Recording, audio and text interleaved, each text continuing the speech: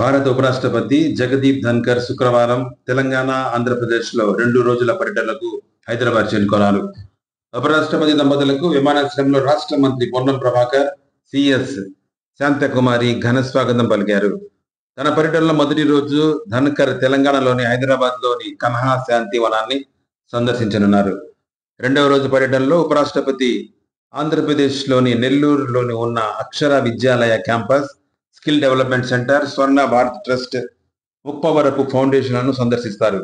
అనంతరం ఆంధ్రప్రదేశ్లోని వెంకటాచలంలోని స్వర్ణ భారత్ ట్రస్ట్ 23వ వార్షికోత్సవ వేడుకలకు ఆయన ముఖ్య అతిథిగా హాజరవుతారు.